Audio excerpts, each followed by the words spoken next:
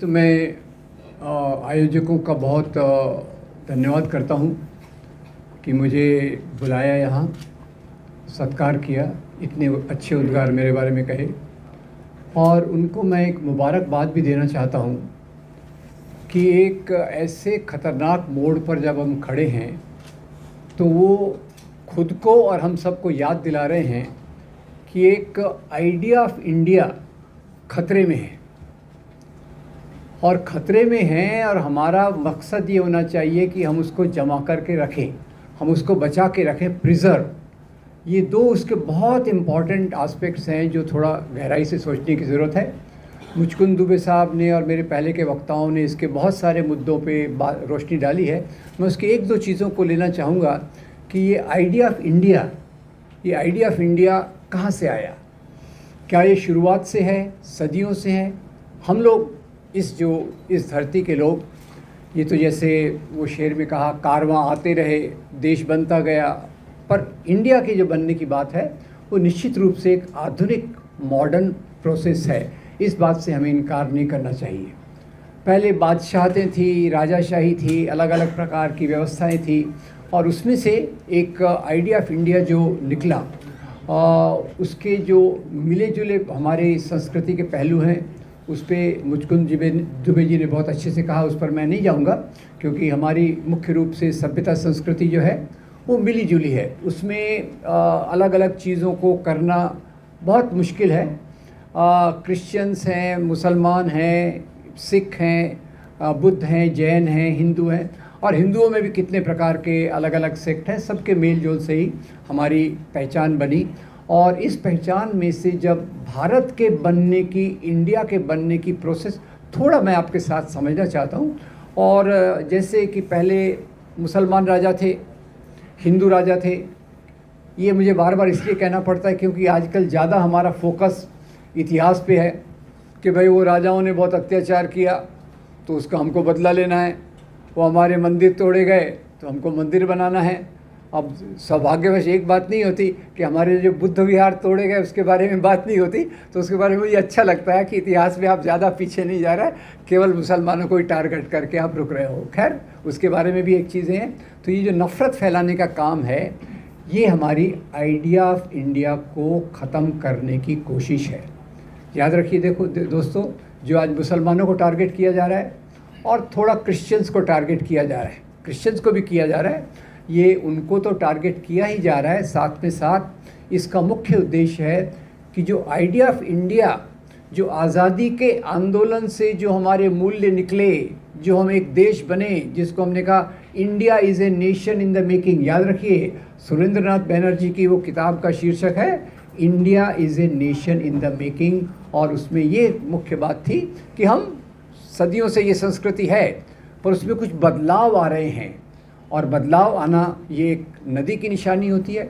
एक स्थिर तालाब होता है, वो तालाब का तालाब वहीं खड़ा है, नदी बहती है, उसमें परिवर्तन आते हैं, उससे जो सुधार होते हैं, वो एक आइडिया ऑफ इंडिया के रूप में उभरा। तो इसके थोड़ी सी मैं बात कर दूं कि जैसे पहले के राजाओं की बात मैं छोड़ देता हूं, वो भी अपने आप में बड़ा टॉपिक है, कि एक टॉपिक का पर मैं ज़रूर जवाब दे दूंगा, क्या ये राजा लोग मज़हब के लिए राज्य करते थे? ये एक बात समझना ज़रूरी है, क्योंकि आजकल जैसे अभी वो आपको याद होगा, काशी विश्वनाथ के मंदिर कॉरिडोर का उद्घाटन हुआ, तो वो दिन तो आप शायद टीवी पे दिन भर बैठे रहे होंगे ना।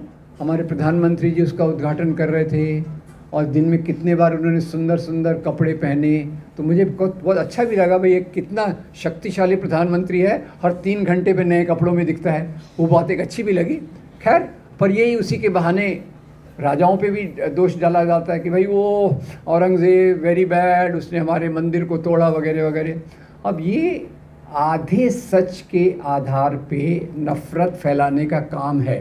पहली बात तो ये है कि मुसलमान राजा ने कुछ किया, या पुष्यमित्र शुंग ने बुद्धों का जो कत्लेआम किया, क्या उसके लिए आज के लोग जिम्मेदार हैं? ये मेरा पहला सवाल है, आप इसको जवाब दीजिए। राजाशाही में औरंगज़ेब ने क्या किया, अकबर ने क्या किया, अशोक ने क्या किया, पुष्यमित्र सिंह ने क्या किया, उसके लिए आज के हम लोग कोई जिम्मेदार नहीं हैं, पहली बात। दूसरी बात, आधे सच के आधार पे नफ़रत को फैलाना, अभी मैंने आधे सच की बात कही, क्योंकि अभी एक शायद फिल्म भी आई थी कश्मीर फाइल्स, आप में से कईयों ने देखी होगी। उसमें वो खुद कहती है कि आधा सच जो होता है वो झूठ से ज़्यादा खतरनाक होता है। मैंने कहा आपने फिल्म में तो वही लागू किया है, आधा सच बता के आपने नफरत पैदा करने का काम किया। तो ये भी आधा सच है कि जैसे मुसलमान राजाओं ने मंदिर तोड़े, इस बात को छुपा दिया जाता है कि मुसलमान राजाओं ने मंदिरों को भी दान दिया। वो अपने आप एक बड़ा टॉपिक है, उसको आप गहराई से सोचिएगा। इस बात को भी कहा जाता है कि अरे भाई मुसलमान राजा वेरी बैड, घोड़े पर बैठकर आए, एक हाथ में तलवार, एक हाथ में कुरान, तलवार से लोगों को डराया, इस्लाम को लोगों पर लाद दिया। अब आपने तो सुन लिया, पर कई बार मैं मुसीबत में फंस जाता हूँ। मैं यही बात कह रहा था, मुसलमान राजा घोड़े पर बैठकर आए, एक हाथ में तलवार एक हाथ में कुरान। तो 2-3 दोस्त खड़े हो गए, बोले सर ये पॉसिबल कैसे है? अगर राजा के एक हाथ में तलवार है, एक हाथ में कुरान है, तो घोड़े की लगाम कौन संभालेगा? मैंने कहा ये भाई तो मुझे भी नहीं पता, ये बात लोग कहते हैं तो मैंने भी आपके सामने कह दिया। वैसे मैं इतनी बात जानता हूँ, इस्लाम में ज़बरदस्ती अलाउड नहीं है। जो ज़बरदस्ती से फैलाया गया वो इस्लाम हो ही नहीं सकता। मेरे लिए मेरा दीन, आपके लिए आपका दीन। ये जो अरेबिक तो मुझे आती नहीं है, तो फिर अपने हिसाब से सीखने की कोशिश करते रहता हूँ, कुछ जो टीचिंग अलग अलग धर्मों की हैं। तो ये एक फैलाया गया। फिर क्रिश्चियंस को भी नहीं छोड़ा गया कि भाई ये क्रिश्चियन मिशनरी वेरी डेंजरस। वो पेस्टर स्टेन्स को जलाया था, आपको याद होगा, नफ़रत फैलाने के लिए पेस्टर स्टेन्स उनके 2 मासूम बच्चों के साथ जलाया। बोले ये तो यहाँ ईसाई धर्म को फैला रहे हैं।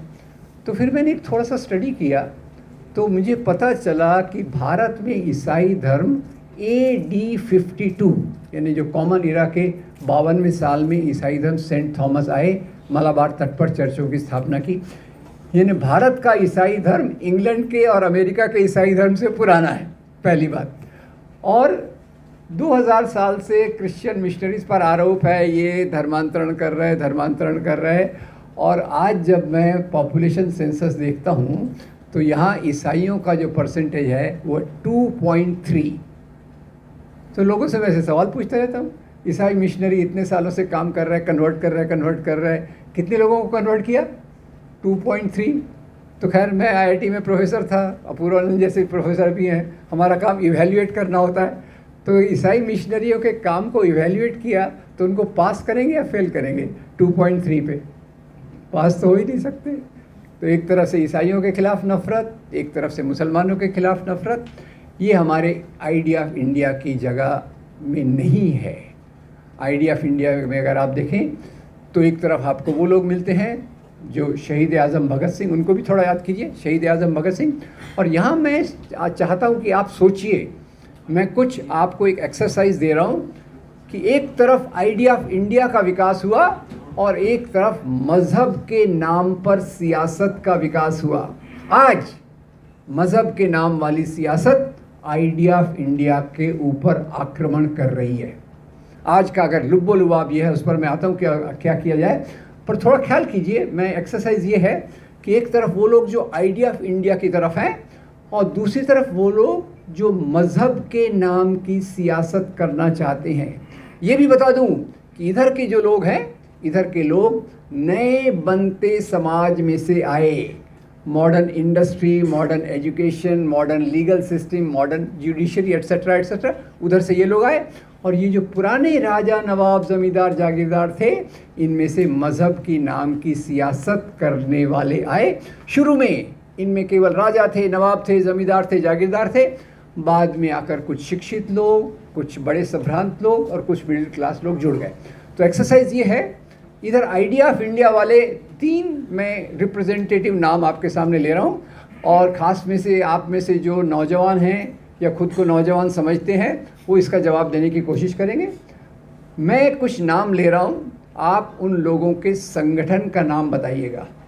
आइडिया ऑफ इंडिया नंबर 1 शहीद आज़म भगत सिंह। संगठन का नाम किसी को याद है? वेरी गुड, आपके लिए मैं ताली बजाता हूँ, दूसरे नहीं बजाएं तो जाने दीजिए, ठीक है, वेरी गुड। दूसरे भीमराव बाबा साहब अम्बेडकर। उन्होंने तो बहुत सारे संगठन बनाए, आप कंफ्यूज होंगे, पर आखिर में उन्होंने एक संगठन की रूपरेखा रखी जिसके बहुत सारे टुकड़े अभी भी मौजूद हैं। Republican party of India. और तीसरा नाम गेस कीजिए, मैं किसी पार्टी से बिलोंग नहीं करता, पर वो नाम आपको गेस करना पड़ेगा, और उसमें एक के बदले 4 नाम ले रहा हूँ। मौलाना अबुल कलाम आज़ाद, एनी बेसेंट, सरदार बलदेव सिंह और मोहनदास करमचंद गांधी। नाम? अरे आप जवाब तो दे रहे हैं पर बड़ा कंजूसी से दे रहे हैं। पूरा बोलिए क्या? Indian national Congress. नाम ख्याल कर लीजिए, मुझे ये मत बोलिए विलियम शेक्सपियर बोलते हैं नाम में क्या रखा है, वो मुझे मत बताइए। ये तीनों नाम हो गए, नौजवान भारत सभा, रिपब्लिकन पार्टी ऑफ इंडिया, भारतीय राष्ट्रीय कांग्रेस। अब इधर देखिए, इधर पहले व्यक्ति का नाम है मोहम्मद अली जिन्ना, पार्टी का नाम? Very good. दूसरे विनायक दामोदर सावरकर, उन पे अभी एक बुक भी बाहर रखी हुई है। विनायक दामोदर सावरकर जब छूट के आए, जब उनको खुद पार्टी ज्वाइन करने की आज़ादी मिली, कौन सी पार्टी ज्वाइन की? हिंदू महासभा, मुस्लिम लीग, हिंदू महासभा। मुस्लिम लीग को क्या चाहिए था? मुस्लिम राष्ट्र।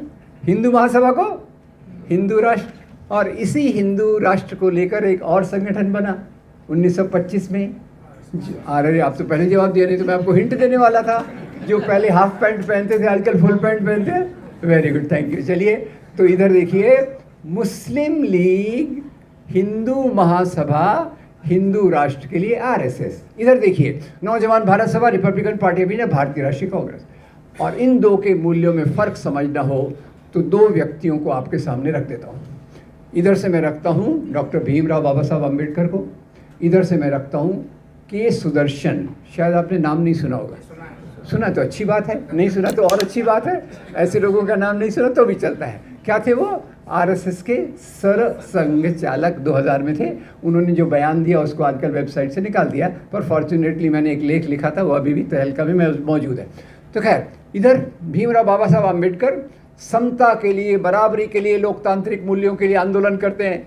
चौदार तालाब का आंदोलन, काराराम मंदिर का आंदोलन, और फिर वो एक किताब को जलाते हैं। कौन सी है?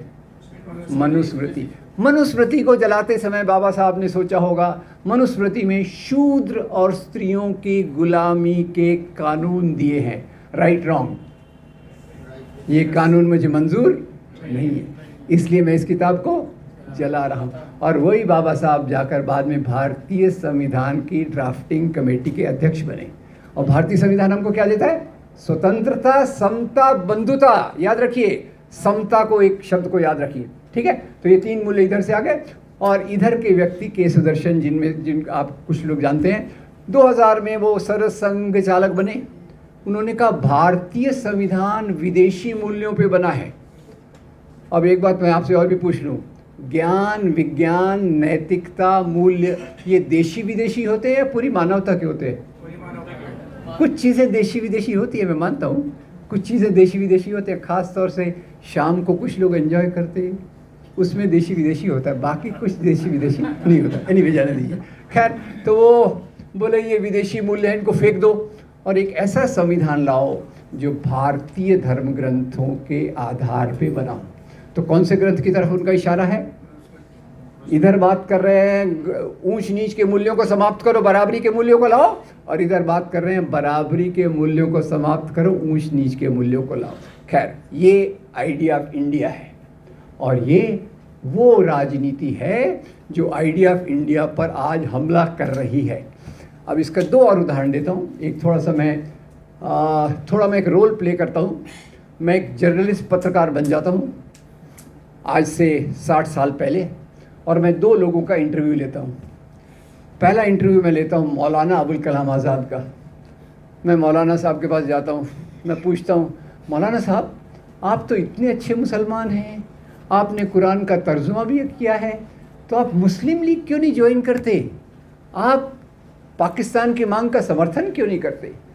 तो मौलाना साहब मुझे कहते हैं, बरखुरदार, मेरा इस्लाम तो इंसान से इंसान को जोड़ने की बात करता है, और ये मुस्लिम लीग बंटवारे की बात करती है, इसलिए मैं इसके साथ नहीं जा सकता। फिर मैं जाता हूँ भारत के राष्ट्रपिता महात्मा गांधी के पास। उनको पहले पूछता हूँ, बापू आप हिंदू हैं कि नहीं?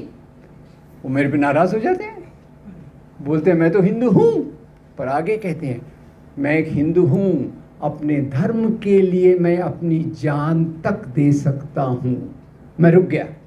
वो क्या कह रहे हैं? मैं जान तक दे सकता हूँ। और आज क्या हो रहा है? धर्म के नाम पर जान ले रहे हैं। ठीक है, मैं एक हिंदू हूँ, मैं अपने धर्म के लिए अपनी जान तक दे सकता हूँ, पर वो मेरा निजी मामला है।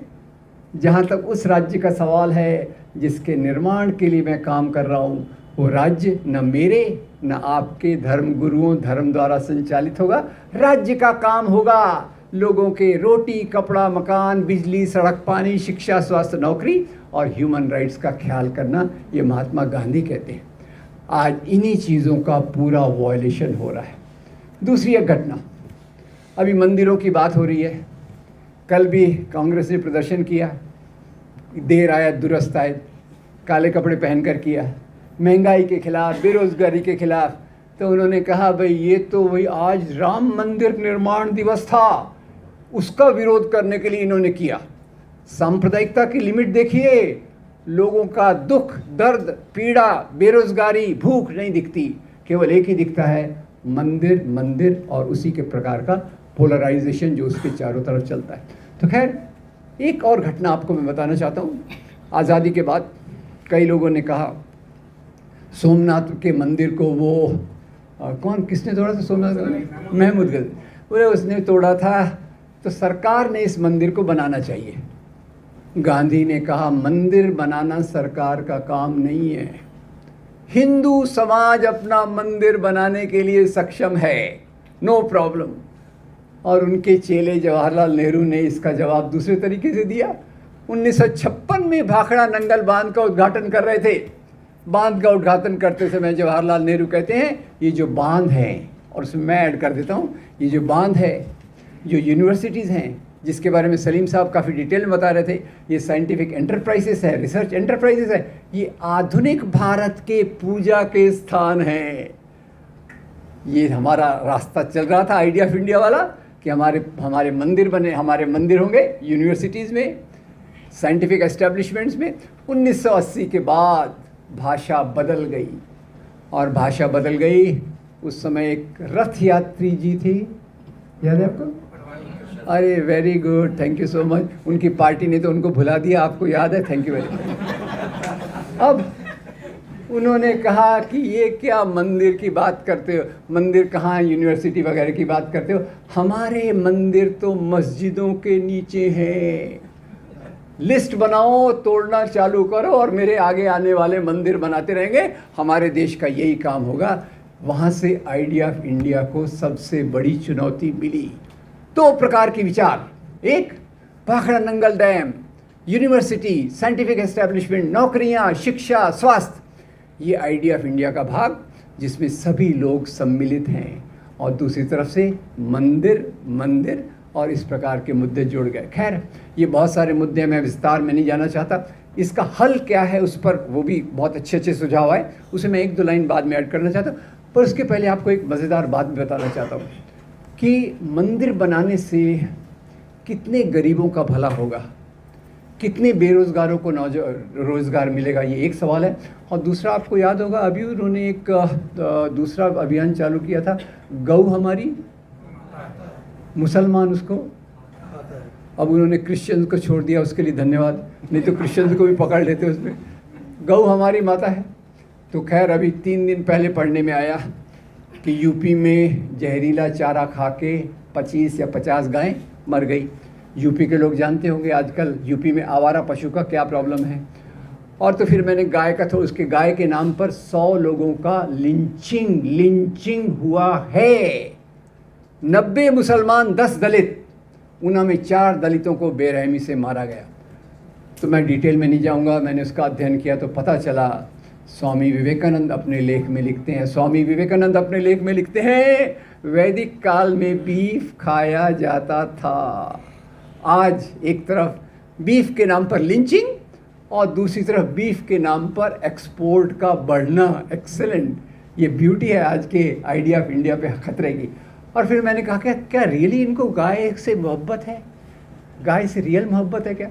तो मुझे जवाब मिला एक किताब में। किताब का नाम है हार नहीं मानूंगा। ये अपने जो प्रधानमंत्री थे ना, जो कविताएं लिखते थे, अरे very good, thank you very much. मेरी याददाश्त कमज़ोर है, आप मदद कर रहे हैं, आपका बहुत धन्यवाद। तो अटल बिहारी वाजपेयी की ऑटोबायोग्राफी है, हार नहीं, ऑटोबायोग्राफी नहीं, बायोग्राफी है, विजय त्रिवेदी की लिखी हुई है। मैं पढ़ रहा था, पेज 236 पे आया तो पढ़ने को मिला, अटल जी एक बार अमेरिका गए टूर पे, लेक्चर टूर पे गए। लेक्चर के बाद वो खाना खाने बैठे, खाने का आनंद ले रहे थे कि उनके पड़ोसी ने उनके कंधे पे थपथपाया, बोले अटल जी आप ये क्या कर रहे हैं, आप जो खा रहे हो तो बीफ है। अटल जी नो प्रॉब्लम, हंस दिए, बोले बीफ है ना, इंडियन गाय का थोड़ी है, ये तो अमेरिकन गाय का है। Very good. तो खैर अब ये सवाल आया तो मुख्य रूप से इनके मुद्दों को, इनके मुद्दे ये असली मुद्दे नहीं हैं। असली मुद्दे ज़मीन पे हैं, जो हमारे नौजवानों की बेरोज़गारी से हैं, किसानों की समस्या से है, और उस टाइप की चीज़ों को है जो CAA टाइप में वो लाना चाहते हैं। तो आखिर में किया क्या जाए, अब ये अंतिम पॉइंट, किया क्या जाए। उसके पहले मैं आपको एक और थोड़ा सा बता दूं कि एक येल यूनिवर्सिटी का एक रिसर्च आया था। येल यूनिवर्सिटी का नाम आपने सुना है क्या? सुना है, वेरी गुड। अच्छा आपने सुना, मैंने नहीं सुना। मैंने कैसे सुना था मालूम है? वो अपनी वो जो MHRD मिनिस्टर थी ना, आजकल गोवा में जिनका कुछ चल रहा है, हाँ वही। तो उनको लोगों ने कहा ये तो भाई कम पढ़ी लिखी हैं, तो उन्होंने बोला मैं तो येल यूनिवर्सिटी से डिग्री लेकर आई हूँ। मैं बहुत इम्प्रेस हो गया और मैं येल यूनिवर्सिटी का रिसर्च फॉलो करने लग गया। येल यूनिवर्सिटी के एक रिसर्च में आया कि जहाँ भी सांप्रदायिक दंगे करवाए जाते हैं, होल्ड, सांप्रदायिक दंगे होते हैं या करवाए जाते हैं? जहाँ भी सांप्रदायिक दंगे करवाए जाते हैं वहाँ एक पार्टी बाद में चलकर ज़्यादा पावर में आती है। गेस आपकी जो है वो सही है, वो पार्टी ज़्यादा पहले से पावरफुल हो जाती है। ठीक है, तो अब ये आइडिया ऑफ इंडिया पर खतरा कैसे है? नंबर एक, ये अल्पसंख्यकों के खिलाफ, मुसलमानों के खिलाफ, क्रिश्चियंस के खिलाफ नफरत फैलाना गलत आधार पे। इस नफरत के कारण दंगे करवाए जा सकते हैं। दंगों के कारण पोलराइजेशन होता है, ध्रुवीकरण होता है, और ध्रुवी के कारण वो पावर में आते हैं। ये 4 स्टेप याद रखिए। गलत बातों का प्रचार, आधा झूठ आधा सच वगैरह वगैरह, नफरत का निर्माण, दंगों का करवाना और सत्ता पे आना, ये 4 चीज़ें एक के बाद एक हैं। तो सत्ता पे उनको कैसे हटाना उसके बारे में तो बात की गई है, मैं उसके बारे में नहीं कहूँगा। पर मैं आपसे जो अपील करने के लिए खड़ा हूँ वो ये कि आज समाज में जो नफ़रत है उसको समाप्त करना बहुत ज़रूरी है। बहुत मुश्किल है पर बहुत ज़रूरी है। और इसके लिए हम ये नहीं कह सकते कि भाई वो हमारे प्रोफेसर लोग तो काम कर रहे हैं, हो जाएगा, नहीं होगा। 130 करोड़ का देश है। जब तक इस काम को हम अपनी जिम्मेदारी के रूप में नहीं लेते, ये मेरी जिम्मेदारी है कि मुसलमानों, क्रिश्चियंस के खिलाफ जो नफ़रत फैलाई जा रही है उसको दूर करने में मैं क्या करूं। मैं आजकल बहुत निराश रहता हूं, पर एक आशा की किरण भी दिखती है। आशा की किरण ये दिखती है कि जहां एक और इतना निराशा का वातावरण है, वहीं कुछ ऐसी चीज़ें मौजूद हैं जिसको हमने अगर बराबर से इस्तेमाल किया तो नफ़रत का मुकाबला कर सकते हैं। बहुत सारी किताबें हैं, बहुत सारे वीडियोज़ हैं, और ख़ास तौर से मैं वीडियोज़ की बात करूंगा जो आपके हाथ में इजीली अवेलेबल होते हैं। कई लोगों ने इतने अच्छे अच्छे वीडियो बनाए हैं, और माफ़ कीजिएगा मैं खुद का भी नाम उसमें जोड़ देता हूं, जिसका उपयोग करके आप अपनी कम्युनिटी में एक सही विचारों का निर्माण कर सकते हैं। तो करना क्या है? मेरी एक समझ ये है कि हम सब लोग कम्युनिटी से जुड़े हुए, अपनी कम्युनिटी में 15 दिन में एक बार, महीने में एक बार मिले, सोसाइटी के प्रॉब्लम के बारे में बात करें, और उसी के साथ ये वीडियो दिखाने का काम करें जिससे समाज में नफ़रत दूर होकर मोहब्बत पैदा हो। नफ़रत की दीवारें तोड़ी जाएं और मोहब्बत के पुल बनाए जाएं, और ये हम अपनी कम्युनिटी में करें। उसी के साथ साथ 15 अगस्त, 26 जनवरी, भगत सिंह जयंती, महात्मा गांधी जयंती, अंबेडकर जयंती, ईद, क्रिसमस, दिवाली, ये सब मिलकर बनाने के लिए कम्युनिटी सेंटर बनाना ज़रूरी है। मैं कोई बहुत बड़ी पॉश बिल्डिंग की बात नहीं कर रहा। एक झोपड़ी में भी कम्युनिटी सेंटर चल सकता है, एक किसी के घर में भी चल सकता है। मुख्य बात यह है कि जैसे महात्मा गौतम बुद्ध कहते थे, अत्त दीपक भव, खुद का दीपक खुद बनो। हमारे विचारों को सही करके दूसरे लोगों तक रोशनी को पहुंचाना, और उसके लिए समाज से जुड़ना और समाज में ये सब चीज़ें करना। और तीसरी बात, सब लोग कहते हैं मिलके काम करना चाहिए, बहुत अच्छा विचार है। मैं स्वामी जी से, इंजीनियर साहब से बहुत प्रभावित हूँ कि इसमें मिलकर है इस प्रक्रिया को मजबूत करना, जहाँ हमारे धर्म के अंदर हम एक बात समझ लें। मैं उस प्रकार का धर्मगुरु वगैरह नहीं हूँ, पर मैंने एक धर्म का मर्म समझा है जो संत कबीर के दोहे में है, पोथी पढ़ पढ़ जगमुआ, पंडित भया न कोय, ढाई आखर पढ़े सो पंडित हो। यानी मेरे लिए जो मज़हब है वो मोहब्बत का दूसरा नाम है। तो इस बात को मजबूत करके, और अंतिम बात, राजनीति में अंत में चुनाव तो होना है, वोट तो डालना है। मैं इतनी लंबी तकरीरें जगह जगह देता हूँ, आज तो शॉर्ट कर रहा हूँ, डोंट वरी, आपको टेंशन लेने की ज़रूरत नहीं है। लोग आखिर में सवाल पूछते हैं, आप इतना लंबा चौड़ा बोल रहे हैं, हमको एक बात बताओ, वोट किसको देना है? मैं बोला यार ये तो सबसे कठिन सवाल है। फिर मैं जवाब देता हूँ, देखो भाई, we don't have a option. ये थोड़ा अंग्रेजी में 2 line, we don't have a option between good, better and the best. We have a option between bad, worst and BJP. Thank you very much.